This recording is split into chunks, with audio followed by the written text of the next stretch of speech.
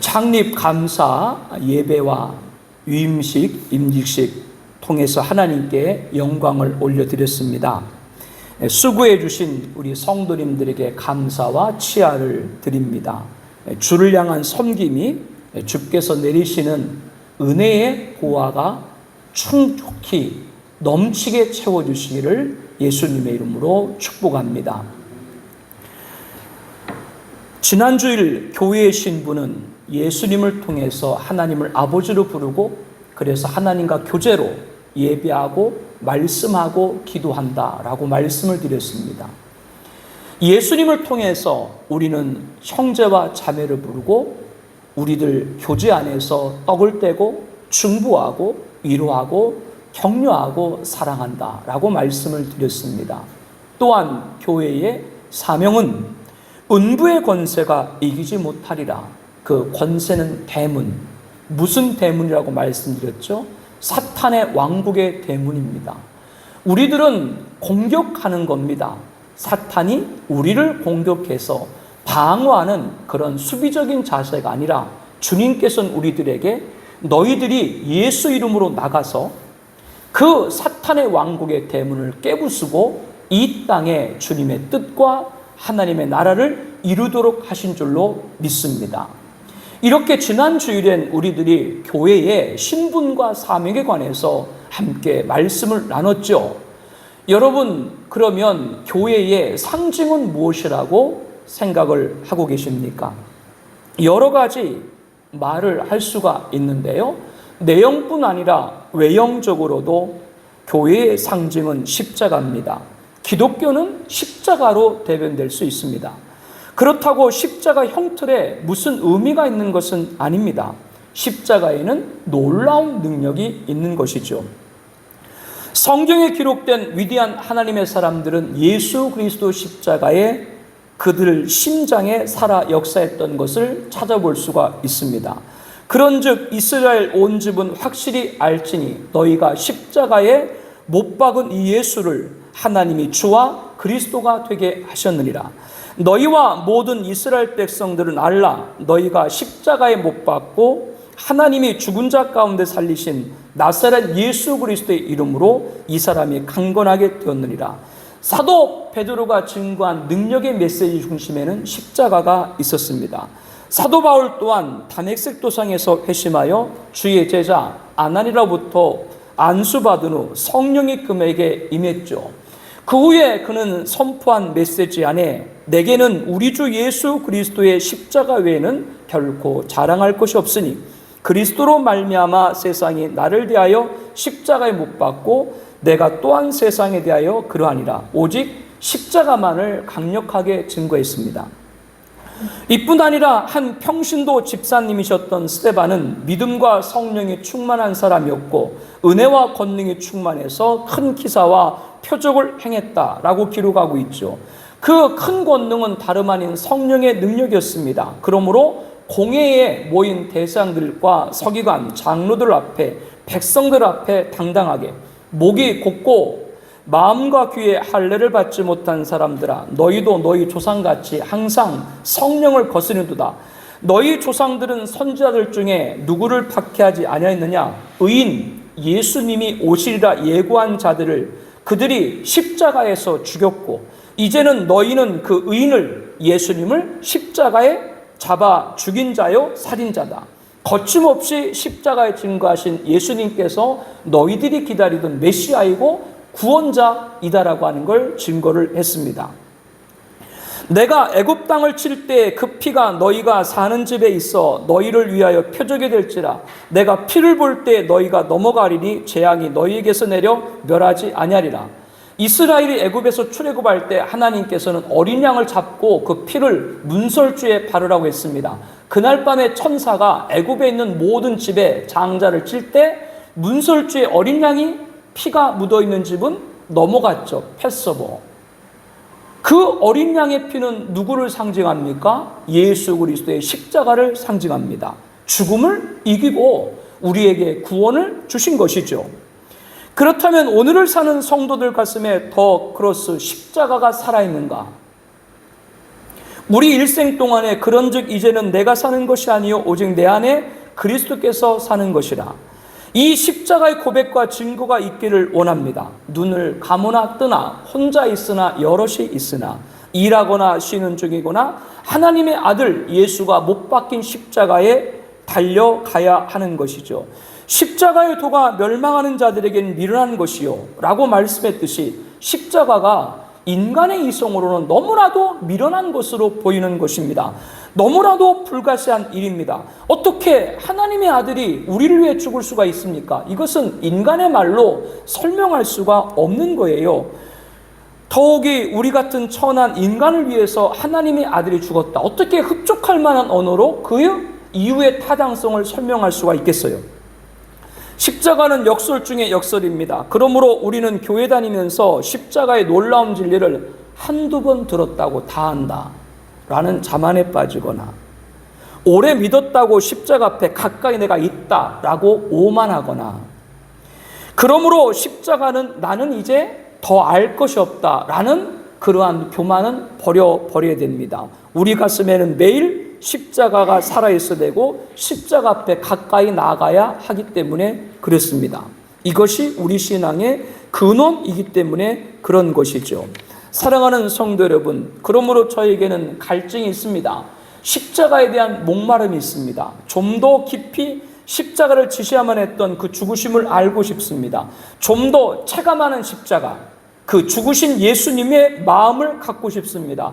좀 더 가까이 십자가에 죽으신 예수님 앞으로 가고 싶습니다. 다가가서 그 예수님을 닮고 싶은 갈증이 있다라고 하는 것이죠. 그런 면에서 오늘 본문에 등장한 인물은 우리들의 관심을 끕니다. 예수님의 모친 마리아와 예수님의 이모, 그리고 글로바의 아내 마리아, 막달라 마리아, 이렇게 마리아로 불리는 세 명의 여인과 다른 여인, 그리고 예수님이 사랑하는 제자 요한입니다. 많은 사람들이 십자가 앞에 인산인해를 이루었을 것입니다. 골고다 언덕에 달린 예수를 구경하러 온 사람도 있을 것이고, 호기심에 온 사람도 있을 것이고, 처형의 순간을 놓치고 싶지 않아서 온 사람들도 있겠죠. 그들은 예수가 어떻게 죽나, 그 죽음을 보고 싶어 온 자들이겠죠. 그러나 오늘 본문에 기록된 사람들은 십자가에 못 박히신 예수님의 처참한 몰골 아래서 서서히 죽음을 맞이하는 예수님의 신음소리와 나지막한 소리를 들을 수 있었기 때문에 이들이 참 부럽다는 생각도 해봅니다. 그들에게는 십자가에 죽으신 예수님이 고통으로 마음이 부서졌겠지만, 저는 그것을 부럽다라고 말하는 이유는 하나님의 아들 예수 그리스도가 처형당한 신비스러운 현장 가까이, 비록 쓴잔에 참여하지는 못했지만 로마 병사가 가져다준 쓸개탄 그 쓴 포도주, 예수님 입술에 턱을 타고 흘러내렸을 때 아래에 있는 그 사람들을 혹시 한두 방울이라도 떨어져 있을지 모르죠. 그런 그들의 심정, 십자가 바로 앞에 있던 그들의 느낌이 우리와 같을까? 아마 비교할 수 없을 것입니다. 그렇다면 오늘 우리들이 어찌 십자가에 멀리 서서 우리가 정말 예수 믿고 구원받았다라고 할 수 있는가? 십자가에 멀리 서서 내가 구원받았다, 내가 하나님을 사랑한다라고 말할 수 있을까? 붉은 죄가 정말 눈같이 희어 씻겨졌다라고 할 수 있겠는가? 우리의 죄가 십자가 앞에 씻겨진 걸 믿는다면, 그래서 우리가 영광스러운 하나님의 아들이 되었다는 것을 믿는다면 어떻게 멀리서 십자가를 바라볼 수가 있겠어요? 여러분, 지금 문제 가운데 하나는 십자가를 멀찌감치 보기 때문에 문제가 되는 거예요. 사도 베드로가 예수님이 잡히시자 무서워 도망갔죠. 방금 전까지는 뭐라 그랬어요? 다 주를 떠나도 저는 끝까지 예수님 곁에 있을 겁니다. 그렇게 말하고 나서 예수님을 잡으러 온 무리들을 보고 놀라 도망갔죠. 그래도 이 베드로는 예수님이 어떻게 잡혀가시나 따라가 봤어요. 따라가 봤는데 성경에 보니까 어떻게 따라갔다? 멀찌감치 떨어져서. 그러다가 예수님이 대제사장 집에 들어가서 종교재판을 받는 중에 추워가지고 모닥불 피다가 그 집에서 일하는 아주 어린 여종에게 자기 신분이 밝히고 저주하고 맹세하고 부인하고 나는 예수의 제자가 아니다라고 그런 망신을 자초했죠. 왜 그렇게 망신을 자초했다고요? 멀리 떨어져서 예수님을 따랐던 것이죠. 그렇기 때문에 좀 더 가까이 다가가 그 깊은 십자가 안에 있는 은혜 바다의 풍덩 닦고 싶은 마음이 우리에게 있어야 한다라고 하는 것이죠.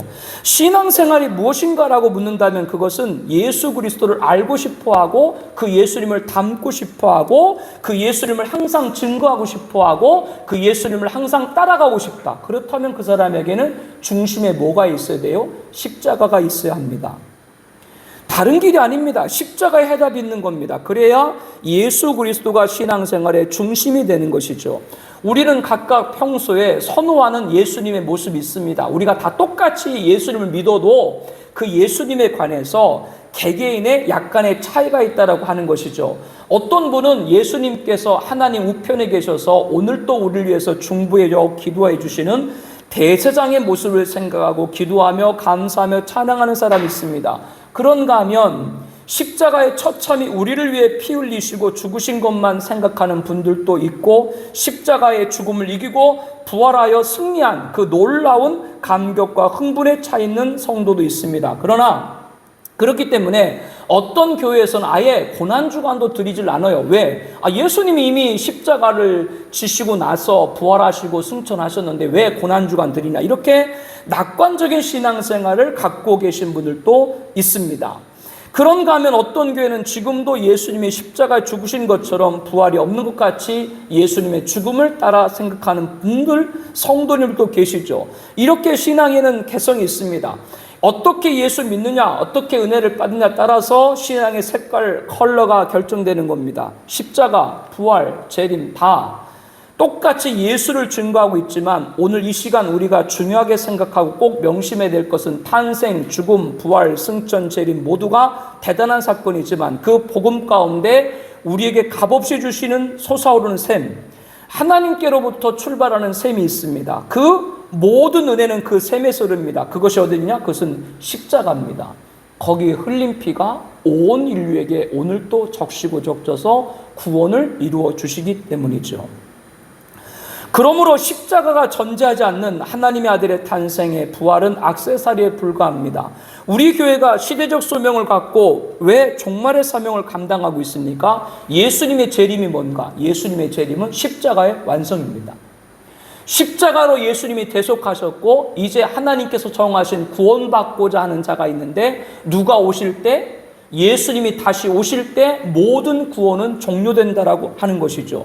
예수님의 재림은 십자가의 완성입니다. 이 구원사역의 최종 완결이 종말 재림인 것이죠. 그러므로 십자가 없는 재림은 우화에 불과한 거예요. 예수의 십자가는 복음의 핵심입니다. 은혜의 셈입니다. 신앙생활은 여기서부터 시작하는 겁니다. 다른 데 돌아보지 말고 십자가를 묵상해봐요. 여러분 가슴에. 그 은혜의 물결을 체험해봐요. 에스겔 선자가 환상 중에 해돋는 동쪽 선전 문 쪽의 문지방에서부터 샘이 솟아오르기 시작을 하는 것이죠. 아주 맑은 물이 얼마나 흐르고 흘러 넘치는지 물결을 따라 그 물길을 따라 갈수록 처음에는 그 물길이 따라가니까 무릎을 그리고 허리를 채우고 나중에는 헤엄을 칠 정도로 가득 물이 큰 강을 이루고 있는 거예요. 이것은 무엇을 예언하고 있습니까? 바로 십자가 은혜에서 솟구치는 샘을 말하는 것이죠. 구원의 샘입니다. 영생의 샘입니다. 우리에게 천국의 샘입니다. 십자가의 샘에서 흘러내리는 그 물은 세상을 온통 덮고도 남는 것이죠. 그러므로 그를 믿는 모든 자에게 값없이 주시는 은혜가 구원인 줄로 믿습니다. 모든 은혜의 시작은 어디서 출발한다고요? 십자가입니다. 현대교인들은 십자가를 잘 안 들으려고 그래요. 가슴 아파요. 마태복음, 마가복음, 누한복음, 요한복음 이 사복음서는 예수님에 관해서 아주 잘 알 수가 있지요. 그런데 이 사복음서를 주위에서 보게 되면 놀라운 것을 발견할 수 있는데 전체 분량의 3분의 1이 예수님이 마지막 십자가 지시기 일주일, 고난주간이라 불리는 일주일 동안의 이야기가 사복음서 전체 분량의 3분의 1을 차지합니다. 즉 십자가 죽음에 대해서 그 많은 분량을 기록하고 있다는 것이죠. 사복음서 공이 다 그렇습니다. 다른 탄생, 부활, 승천은 이상할 정도로 간략하게 기록하고 있는데 예수님의 십자가 죽음을 3분의 1을 전체에서 기록을 하고 있다. 즉 복음서가 무엇을 말씀하고 있는가? 예수님의 마지막 한 주간 그 십자가가 중심이라고 하는 것이죠. 왜? 은혜 구원의 셈은 거기서 출발하기 때문에 우리들의 시선을 어디에 모으길 원하시는 거예요? 십자가를 바라봐라. 십자가에 또 그 안에 하나님의 능력과 지혜가 있는 것입니다. 그러므로 바울은 예수 그리스도 모에는 십자가 외에는 결코 자랑할 것이 없다. 그렇다고 바울이 부활을 얘기하자는 것이 아니지요. 승천을 이야기하자는 것이 아니지요. 부활도 승천도 다 얘기했지만 십자가가 없는 부활은 의미가 없는 거예요. 십자가가 없는 복음은 복음이 아닌 것이죠. 예수님께서 오신 지난 2000년 동안 기독교의 상징은 십자가였습니다. 예수님 하면 십자가. 초대교회 성도들은 십자가 현장을 봤잖아요. 예수님이 처참히 죽으시는 걸 봤잖아요. 그래서 아예 초대교회 한때는 십자가 자체가 없었어요. 왜? 십자가만 바라보면 너무나도 그 고통과 참혹함을 그들이 봐야 됐기 때문에 아예 초대교회 때는 십자가 자체도 없었던 적도 있어요.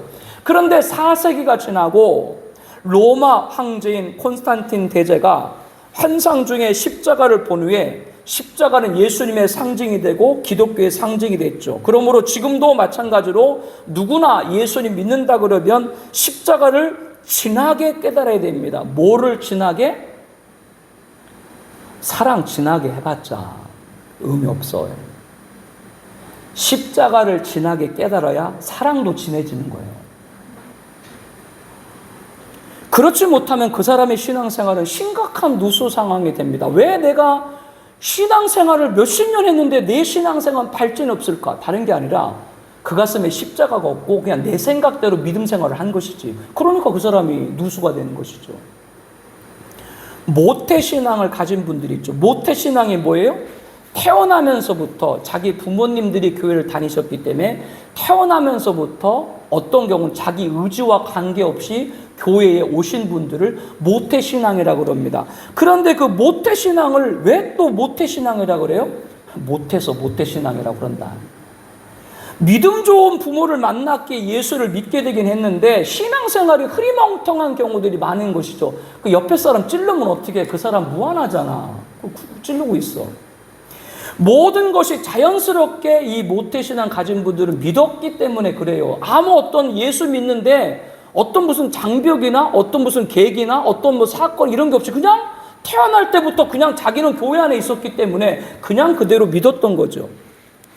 그래서 이런 분들 가운데는 마음에 별로 감동이 없는 분이 계세요. 마음에 와닿지 않고 습관적으로 교회로 오는 것이죠. 그래서 이런 분들 가리켜서 썬데이 크리스천 그렇게 얘기를 하죠.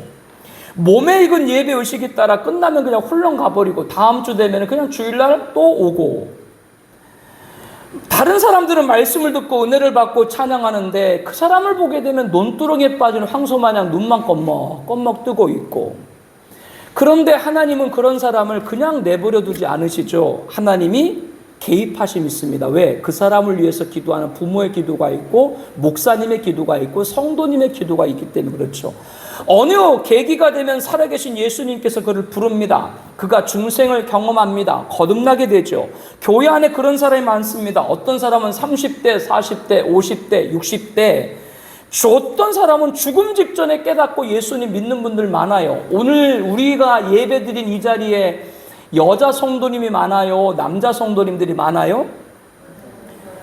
남자 성도님들 여러분들 위해서 기도 많이 하고 계시죠?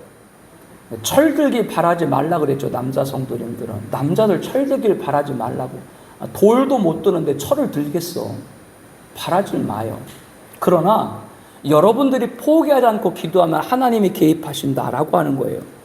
그래서 새롭게 예수님 만나 분들이 이군동성으로 하는 얘기가 있죠. 저는 지금까지 예수님이 나를 위해 십자가에 죽은 줄 알지 못했습니다. 알긴 알아도 내가 죄인이라는 걸 나는 스스로 사실 고백한 적이 없습니다. 내 마음에 와닿지 않습니다. 그러나 이제는 믿습니다. 내가 죄인이었고 정말 내가 죄인이었고 나를 위해 십자가에 예수님이 대속한 것을 믿습니다. 이것이 신앙의 시작인 것이죠. 십자가의 출발이고 은혜의 시작입니다.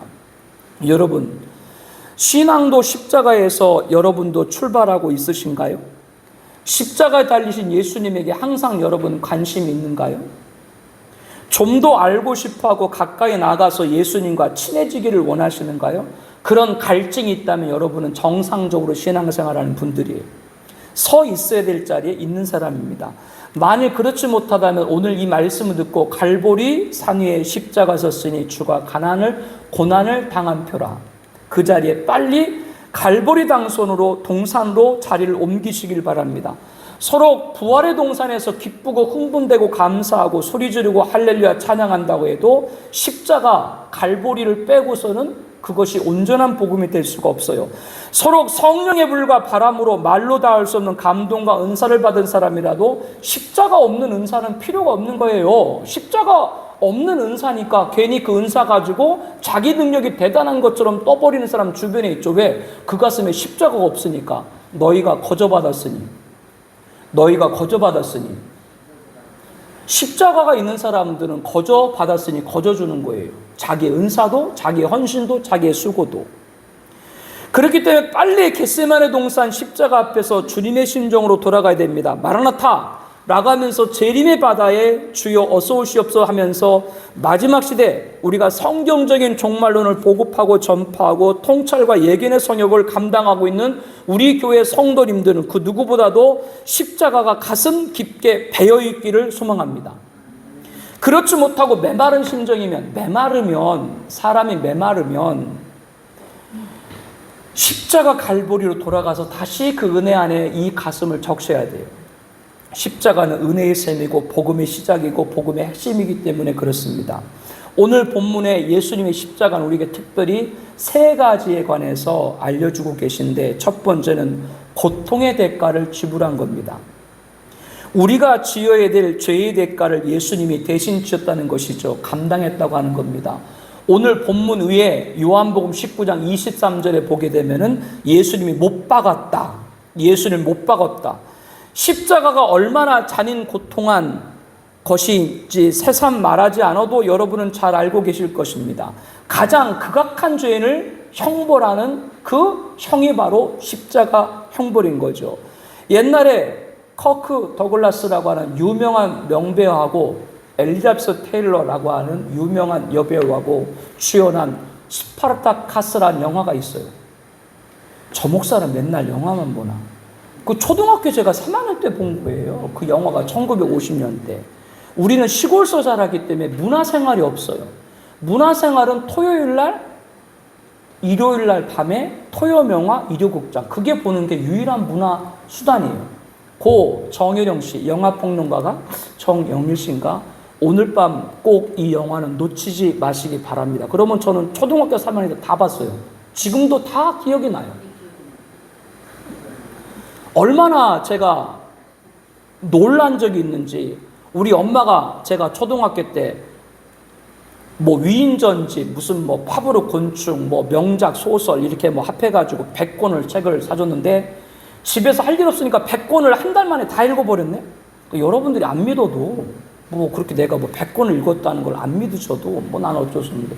그런데 그 책 가운데 모비딕이라고 하는 그 소설이 있었어요. 모비딕, 백경, 하얀 고래, 큰 고래. 그런데 어느 날 1호극장을 보는데 그 유명한 그레고리 팩, 1m 95cm, 내 키도 안 잃어버려. 1m 95의 그 그레고리 팩이 애꾼을 해가지고 그 영화가 내가 본 책에서 영화가 나오는 거예요. 뭐 얘기하다가 지금 이 얘기했는데, 아까 커크 다글라스하고 엘비스 테일러라고 하는 유명한 배우가 주연한 스파르타카스가 있는데 반역을 일으킨 거죠. 로마에 대항을 해서. 그래서 마지막에 이 대장인 스파르타카스와 그 모든 추종했던 세력들을 길에 가로수 있죠, 가로수. 길에 가로수처럼 양쪽에 전부 다 십자가를 못 박아서 다 세워놔요, 본보기로. 가장 극악한 죄인, 가장 잔혹한 고통을 안겨주기 위해서 죽이는 사형제도가 십자가입니다. 손과 발에 녹슨 대못을 받고요, 나무에 메어 달립니다. 이 십자가 죽음에 대해서 다윗은 이렇게 예언했습니다. 나는 물같이 쏟아졌으며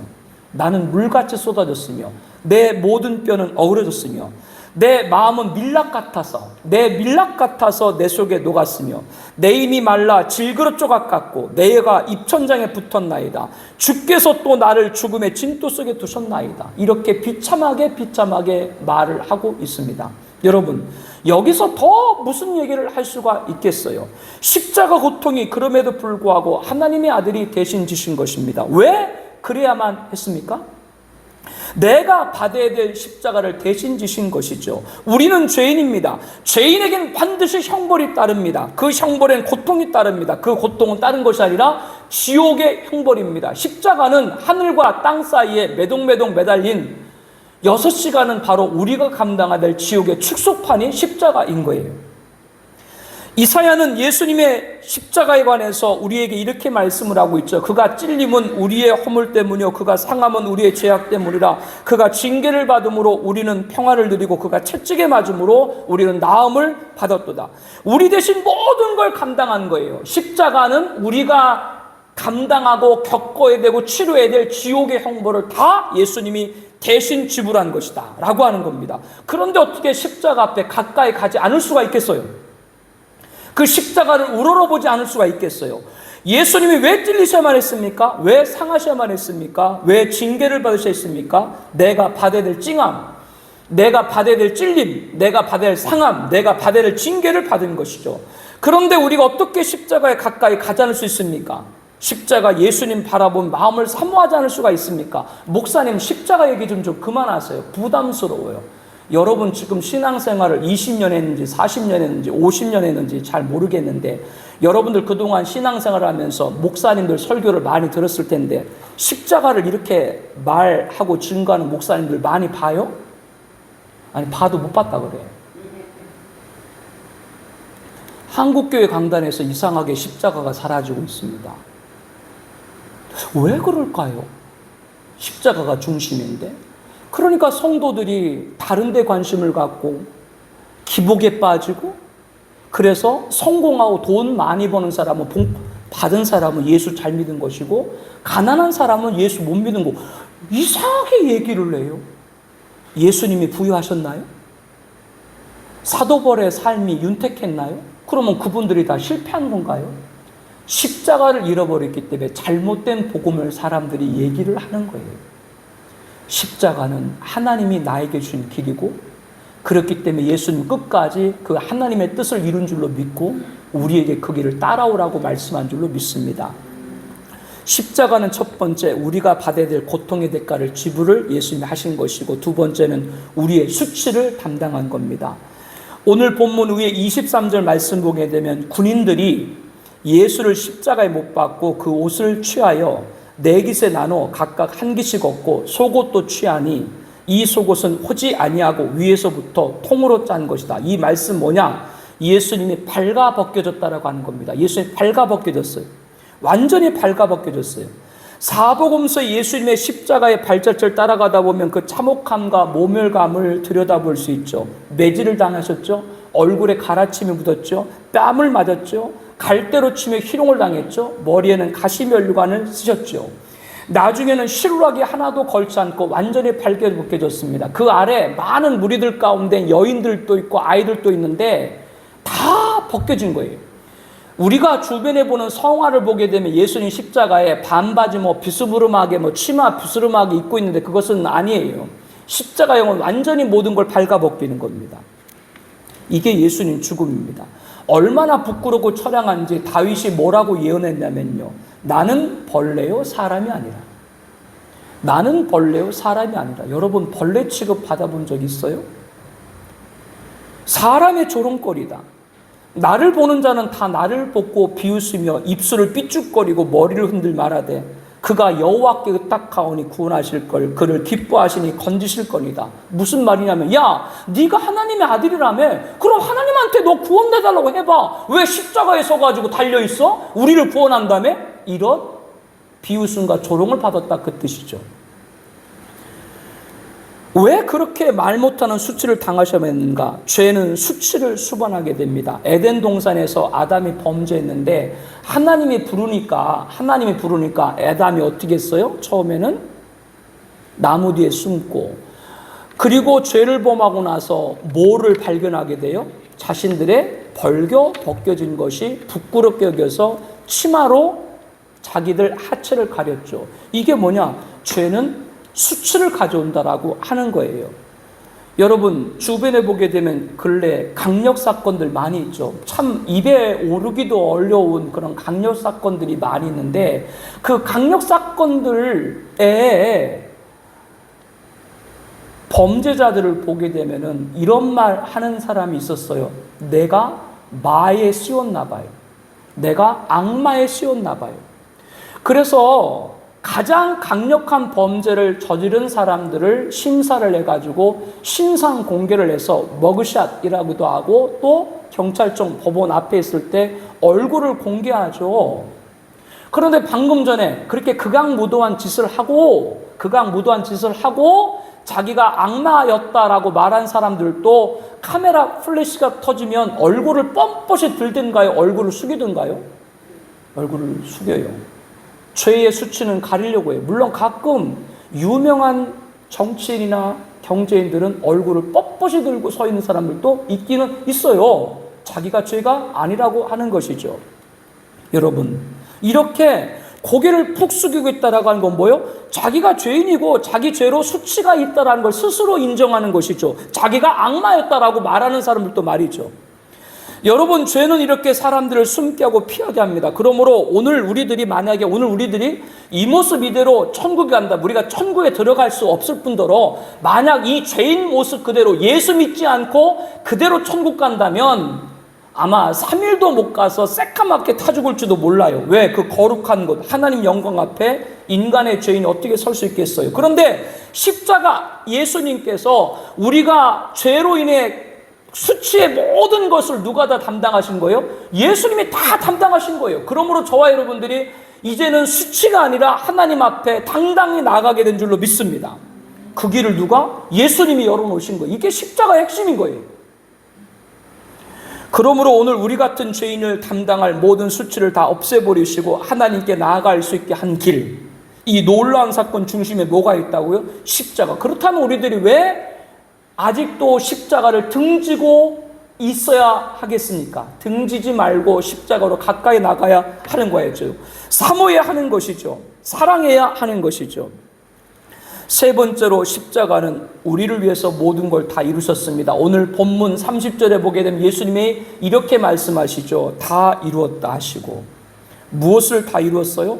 구약의 선자들이 예언한 앞으로 오실 메시아가 이렇게 죽으실 것이다, 모든 예언을 다 이루었다. 구원에 필요한 모든 걸 성취했다라는 말이죠. 우리가 구원받기 위해 필요한 모든 걸 성취하셔서 우리의 의롭다 하실 수 있는 명분을 다 주셨다. 하나님을 누구로 부르도록? 아버지로 부를 수 있도록 해주셨다.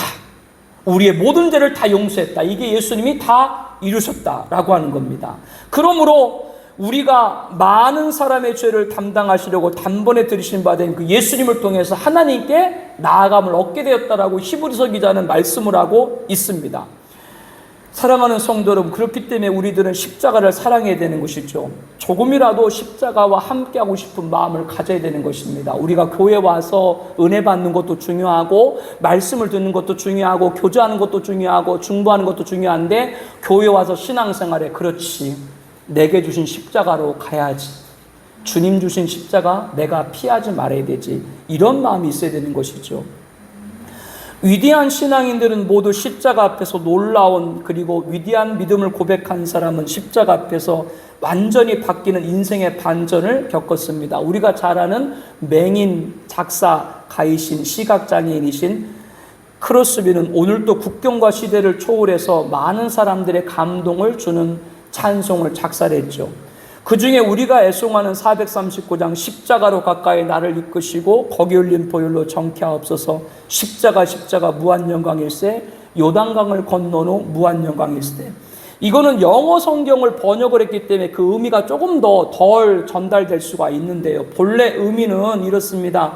십자가로 가까이 나를 이끄소서. 거기에 값없이 주시는 보배로운 샘 갈보리 산으로부터 흐르는 치유의 시내가 있나이다. 십자가로 가까이 의지하고 서서 계셔 천국 가도록 항상 머물겠네.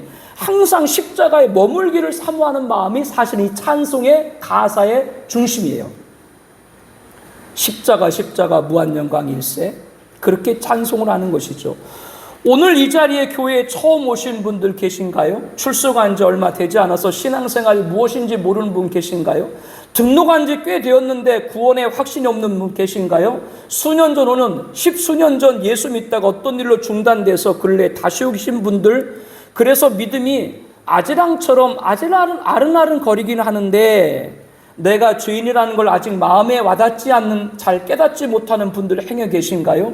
여러분, 하나님 말씀을 펴놓고 하나님의 아들 예수님이 걸어가신 갈보리 십자가를 여러분도 따라 가보시기를 바랍니다. 양발에 양손에 못이 박혀 피 흘리시고 가시관으로 온 얼굴이 피로 덮이시고 그분의 얼굴을 보시기 바랍니다. 공기를 가르는 무시무시한 채찍, 쇳덩어리와 납덩어리와 짐승 뼈조각을 꼽아놓은 그 횃줄로 성경에 보니까 예수님의 등이 박고랑처럼 되었다. 왜? 그 채찍에 다 등이 패이신 거죠. 그러면 왜 그분이 그렇게 당했는지, 그것을 묵상하면 왜 내가 구원받아야 하는지를 알게 될 것입니다. 우리 중에 예수 믿지만 죄책감에 시달리는 분 계신가요? 십자가에 달리신 예수님 바라보시기 바랍니다. 우리의 모든 죄, 그 어떤 흉악한 죄라도 용서받지 못할 죄가 없습니다. 무한한 용서가 십자가가 있습니다. 우리가 결코 용서받을 수 없는 죄는 십자가 앞에 없는 것이죠. 여러분 가운데 사랑의 갈증이 있는 분이 계신가요? 사람에게 받는 사랑은 한계가 있어요. 여러분이 경험적으로 다 알잖아요. 우리의 갈증을 다 해결하도록 넘치도록 마음을 차는 사랑은 갈보리 십자가에 있습니다. 거기에는 큰 사랑이 있습니다. 하나님이 자기가 제일 아끼고 사랑하는 독생자 예수를 나를 구원하기 위해 십자가에 죽게 하신 하나님의 이송은, 인간의 이송은 도저히 생각할 수 없는 큰 사랑이죠. 세상이 가득 차고 넘치는 사랑입니다. 그 사랑 앞에 들어가시길 바랍니다. 그 사랑 앞에 우리 몸을 던지시길 바랍니다. 여러분 중에 너무너무나 고독한 분 계세요? 외로워요? 십자가에 달리신 예수님 바라보시길 바랍니다. 얼마나 고독한가. 고독이 뭔가. 엘리 라마 사막다니, 아버지여 아버지 어찌하여 나를 버리시나이까. 하나님 아버지에게도 버림받으신 분이 예수님이에요. 우리들의 고독은 고독이 아니죠. 그러므로 십자가를 바라보고 그분의 고독을 느낀 사람은 그 고독 앞에서 나의 고독, 나의 아픈 모든 것은 화끈히 씻겨지게 됩니다. 여러분, 남이 모르는 아픔이 있나요? 여러분 인생길의 눈물뿐인가요? 십자가 앞으로 나가시길 바랍니다. 십자가에는 나의 고통이 예수님의 고통이 된 것이고, 나의 절망이 예수님의 절망이 된 것이고, 나의 죽음이 예수님의 죽음이 된 것이고, 그러므로 우리가 상상할 수 없는 가슴 아리가 이때에도 십자가 앞에 모든 것들은 다 감당하고 남는 것이 있는 것이죠. 강한 능력을 원하시는 분 계시나요? 십자가의 예수님 능력을 소유하길 바랍니다. 뭐가 능력인가라고 말할 때 뭐가 능력인가요? 뭐 병자를 고치고 귀신을 쫓고 뭐를 말하면 도끼비만처럼 뭐가 뚝딱 나오는 거, 그런 거 능력인가요? 진정한 능력은 뭐냐? 나를 사랑하사 나를 위해 죽으시는 것이 능력인 거예요. 자기를 던져버린, 사람을 완전히 바꿔버린, 그게 능력인 것이죠. 진정한 평화를 원하는 분 계시나요? 갈보리 산에 올라가시기 바랍니다. 십자가에 달리신 예수님 발 아래에서 피 흘리시는 그 뜨거운 피를 받으시길 바랍니다. 그분이 십자가 선상에서 말씀하시는 음성에 귀를 기울이시길 바랍니다.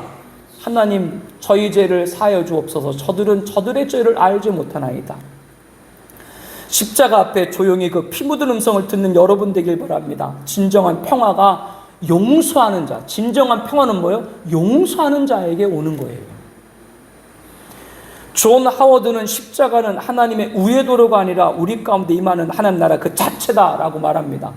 여러분, 우리가 십자가 앞에 나가야만 그곳에 하나님 나라가 임하는 것이죠. 십자가 앞에 나가면 그 나라 능력이 있고, 십자가 나가면 그 나라의 사랑이 있고, 십자가 나가면 그 나라의 사유함이 있고, 십자가 나가면 그 나라의 구원이 오늘 우리에게 임하는 줄로 믿습니다.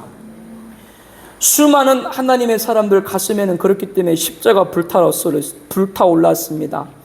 그들은 십자가 감격에 빠져가지고 그리스도께서 나를 보내심은 세례를 베풀게 하려 하심이 아니요 오직 복음을 전하게 하려 하심이로되 말의 지혜로 하지 아니함은 그리스도의 십자가가 헛되지 아니함이라. 내가 복음을 전하도록 한 건 뭐가 헛되지 함으로 십자가가 헛되지 않게 함이라. 여러분들이 왜 참고 배우자들이 그렇게 속썩이는데도 여러분들이 인내해야 돼요?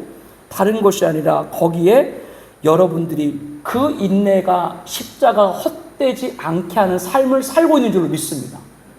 여러분의 자녀가 말을 잘 듣는 자녀도 있고 속삭이는 자녀도 있는데 왜 자녀들이 이렇게 속삭여도 끝까지 품고 사랑해야 돼요? 그 품고 사랑하는 자체가 뭐라고? 그것이 뭐라고 그랬어요? 바로 그것이 여러분의 십자가가 헛되지 않게 사는 거예요. 그 십자가가 믿지 않는 자들 심장에 전해질 때 그들의 모든 고통이 십자가에 해결될 수 있기 때문에 우리들이 복음을 증거하고 그 영혼들이 십자가 앞에 구원받기를 바라고 오늘 또 전도를 하는 것이죠. 다 이루었다. 어제 위임식 때 기념 영상을 통해서 우리가 가야 될 길이라고 하는 시간을 가졌습니다. 공원에서 개척했을 때부터 여러분 보셨죠? 여러 목사님하고 사모님들이 연락이 오시대요. 눈물이 나서 못 봤다고. 공원에서 개척했을 때 인간적으로 말하면 심 많이 들었습니다. 사람도 많진 않고, 그런데 은혜로 첫 주부터 함께 예배하신 분이 오셨고, 어제 그분이 오셨다가 중간에 바빠서 가셨는데, 그때 왜 공원에서도 개척을 했습니까? 라고 물어보면 저에게는 십자가를 전할 수 있었기 때문입니다. 그거 하나가 제가 하고 싶은 말이었습니다. 사람들이 듣지 않으면 저 하늘의 새들이 듣고 이 공원의 수목이 듣고 저 땅의 돌들이 이 십자가를 들을 것이다. 이 공원을 밟고 지나가는 사람들마다 그 돌들이 십자가를 대신 증거해 줄 것이다. 위임식에 비용이 많이 들었습니다. 우리 성도님들이 헌신을 많이 해주셨어요. 우리 교회에서 여러분들이 할 수 있는 만큼 더 하셨어요. 그런데도 많이 물질이 부족을 했어요. 제가 무대뽀잖아요. 무대뽀니까 그 공원에서 개척을 하지. 무식하고 단순하잖아요. 저를 보세요. 귀공자처럼 생겼어요? 귀족처럼 생겼어요? 아니면 무식하게 생겼어요? 아니, 다 나보고 뭐 귀족 같다라고 얘기하는데, 뭐 손에 고생 한 번 안 했을 거라고 생각하는데, 맨 땅 파가지고 교회 개척했습니다. 말도 안 했어요. 그래서 부족해서 지난번엔 여러분에게 재정 보고해야 되는 대로 우리 예배당 헌금 모아놓은 거 있지 않습니까? 이거를 이번에 깨야 되나 보다. 그런데 어떤 분한테 전화가 오셨어요. 목사님 무슨 일 있어요? 그분은 내가 위임식 알리지도 않은 분이에요. 무슨 일 있어요? 그래서 뭐 이렇게 하는 일이 있다라고 했더니 제가 갑자기 헌금을 드리고 싶네요. 그러더니 다음날 1,000만 원을 보내오시대요. 좋아요? 지난 3개월 동안 있었던 얘기 우리가 다 아는 얘기 할게요. 중고등부 청소년 여름 캠프 때 참석을 해서 그 프로그램 중 하나가 찬양 페스티벌이었는데 우리가 대상을 했잖아요. 근데 그때 참가한 교회 가운데 강원도 인제에 있는 모 교회인데 중학생들이 올라와가지고 사모님 목사님 있는데 목소리도 안 나고 거기서 막 하려고 하는데 안 되고 그래서 수련회 끝나고 비용이 남았어요. 사실은 남은 것이 아니라 선생님들이 자기들이 밥을 다 샀어요. 제가 교회에서 교통비 하라고 주유비도 드렸는데 다 그것도 헌금을 하고 그래서 사실은 25만 원이 남은 것인데 제 마음 가운데 방금 말씀드린 그 교회에 보내서 그 중학생 아이들 위로를 했으면 좋겠다. 그래서 피자 사주라고 돈을 보냈더니 아니 무슨 피자 값을 25만 원 보내냐고. 그리고 다음날 어떤 일이 있었어요? 한 분이 전화 오셔가지고 이전 목사님 위임식 축하합니다. 100만 원 보내오셨어요. 저한테 보내온 거지만 제가 안 썼어요. 왜? 그때 마침 전교인 수련회가 있었기 때문에 우리 고기도 사 먹고 다 해야 되겠다. 그래서 교회에 드렸어요. 그리고 나서 한 달 후에 1,000만 원 어떤 분이 들어오신 거. 여러분 하나님의 일하심을 보라고요. 십자가가 증거되는 곳에. 여러분 생각으로 왜 살려고 그래요? 여러분 판단으로 뭘 하려고 그래요? 십자가 앞에 서세요. 욕심 부리지 마세요. 하나님이 일하세요. 그렇기 때문에 큰 교회의 목회는 아닐지 모르지만 지금까지 한 걸음 한 걸음 공원에서부터 나올 수가 있었습니다. 처음에 여기 절반을 정식으로 임대하고 그전에는 공원서 임시 처소서 그냥 빈 공간에 잠깐 주일날만 쓰는 조건으로 렌탈해서 선가세 주고 아무 시설도 못하고 제가 땀이 많아요. 와이셔츠를 주일이면 뭐 3번씩 갈아입어야 되고 그런 공간에서 예배를 드리고 여기 절반 처음에 얻었을 때도 돈도 없었고 건물 교회를 주질 않아요. 주변에서 주질 않아요. 그래서 기도를 했죠. 이 건물을 놓고 저 건물 주인이 우리가 준비한 보증금 그 돈에 맞게 필요하게 해달라. 전화가 오셨대. 내가 돈이 급한데 여기 쓰라고 봐. 나 이런 일을 한두 번 겪은 거 아니에요. 여러분이 지금 일하는 거 하나님 일하시는 거 보잖아요. 십자가가 있는 곳에 하나님이 일하실 거예요. 여기 터서 지금 이렇게 확장을 했을 때도 마찬가지입니다. 그때 물질 없었어요. 그때 마침 임직자들이 계셨고 임직자들이 죄송합니다만은 임직할 때 목사님들 임직함 감사합니다. 목사님들 양복도 해드리고 뭐 이렇게 해요. 뭐 선물도 해드리고 아파트도 사주고 여기 임직하면 아파트 사줄라나? 그 딴전하고 있는데 누가? 그때 저 임직할 때 하나도 안 받았습니다. 와이셔츠 하나도 안 받았습니다. 요번에 임직한 모든 것은 다 여기 절반 이상 없고 다 확장하는데 그 보증금으로 더 추가하자. 근데 임직자들이 드린 물질이 있었는데 그걸로도 부족했어요. 그런데 또 한 분 연락 와서 2천만 원 합해서 더 추가로 보증금 하고 임대료 안 올리고. 전 하나님의 일하심을 말하는 거예요. 여러분 뭘 지금 자꾸 틀켜주려고 그러세요? 아직도? 다 그렇게 해봤자 어디 새는지 모르게 다 새잖아요. 왜 새는가? 우리의 가슴에 십자가 없기 때문에 그렇습니다. 어제 오신 분들 우리 교회 대접을 잘했습니다. 감사합니다. 떡 좋은 거 했습니다. 다 연락 오셨대. 이렇게 좋은 떡을 하냐고. 식사 대용으로 한 거지만요. 목사님들 오시면 교회에서 교통비하라고 드립니다. 순서 맡은 분들 말고 축하하러 오신 분도. 여러분 이렇게 생각하시면 돼요. 여러분 집에서 잔치할 때 잔치하면 멀리 시골에서 뭐 이모가 오시고 고모부가 오시면 잔치에 오셨더라도 고모, 이모부, 또 삼촌 가시는 길 교통비 하세라고 조금씩 여러분 드리죠? 잔치 때도 똑같은 거예요. 교회도 목사님들은 대표기 때문에 드립니다. 우리 교회는 사모님들까지 다 드려요.